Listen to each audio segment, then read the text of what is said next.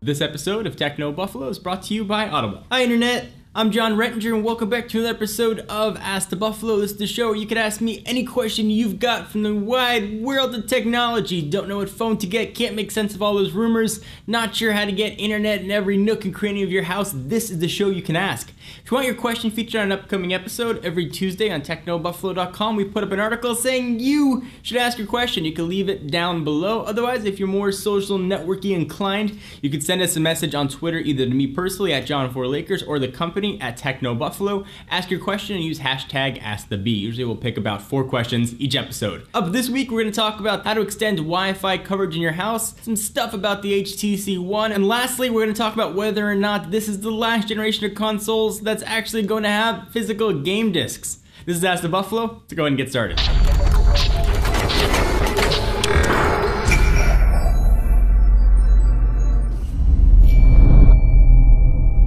First question comes from user at the sock. I think that's how you pronounce it. At John4Lakers. Hey John, do you think the iPhone 5S will have a 1080p screen or better? I think for sure we are going to see a 1080p screen, or Retina Display 2, or Super Retina S, Extra Retina Display, Awesomeness, Retina Square, whatever they decide to call it. I do think we are going to see the resolution upped in the next generation iPhone. Not saying the screen is bad on the iPhone, but just to say spec for spec, look what we've got. It's sort of become a marketing gimmick. 1080p is definitely going to be the way they're going to have to go. We see it in the HTC One, the Droid DNA. It's becoming commonplace now. So if Apple wants to keep their market share, they're going to have to up that screen. I've been testing the HTC One for a while and I absolutely love it. I have fallen in love with the screen and it's absolutely awesome. So I can't wait to see what Apple can do with 1080p. User iTronics, who asks, hey John, do you have any idea on how I can extend my Wi-Fi coverage in my house? Well, I can tell you what I do.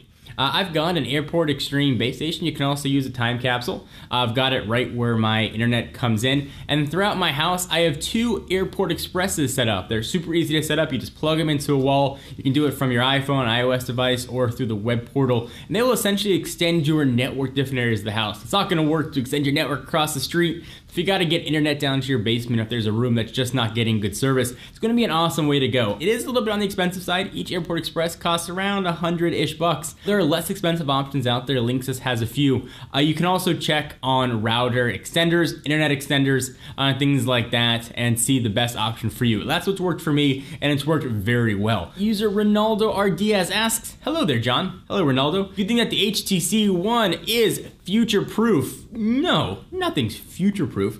Do I think it's 2-year proof? Yes, at least as close as a phone can be. This thing has 802.11 A, B, G, and an AC. Something that is not even close to commonplace. In fact, I can't even test 802.11 AC because I don't have anything that runs on it. It's got 2 gigs of RAM. It's got a really fast quad-core processor. Don't get caught up on the number of cores because most of the applications out there, they don't even take advantage of quad-core yet. They don't even think about how 8 core is gonna perform. I'll tell you this, if I was gonna sign a 2-year contract right now, I would have no reservations at all about signing my name on the dotted line for an HTC One. So hopefully that helps answer your question. User Mike Piccolon asks, do you think optical discs are dead after the PS4, Xbox 720, or whatever they decide to call it?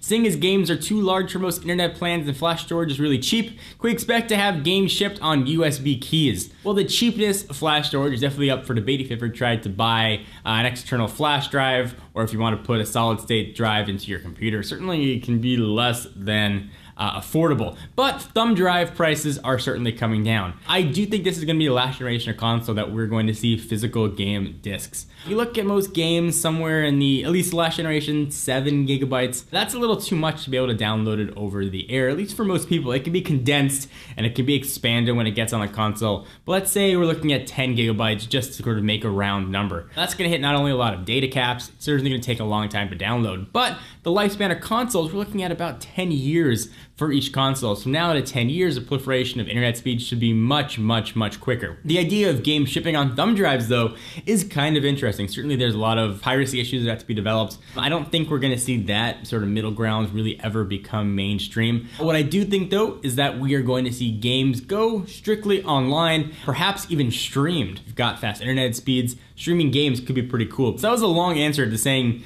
yes, I think this is the last generation we're going to see physical discs, which should also be telling about what the future of Blu-ray might eventually be. So let me take a minute to thank our friends and sponsors at Audible.com. They are the leading provider of downloadable digital audiobooks and spoken word entertainment. If you want to read a book, we don't have time to sit there and flip through them pages. Listening to the book is a great way to go. They have over 100,000 titles to choose from really any genre you want. You can play them back on your iPod, MP3 player, or Android device. Books from every genre: science fiction, thrillers, drama, romance. I'm looking at you, ladies. Go to audible.com/techno to get a free audiobook download of your choice and a 30-day trial when you sign up. Again, that's audible.com/techno to get your free audiobook. Thank you guys for watching another episode of Ask the Buffalo. I hope you enjoyed. I'm your host, John Rettinger. Check us out at technobuffalo.com for the latest and greatest tech news. I will see you guys in the next video.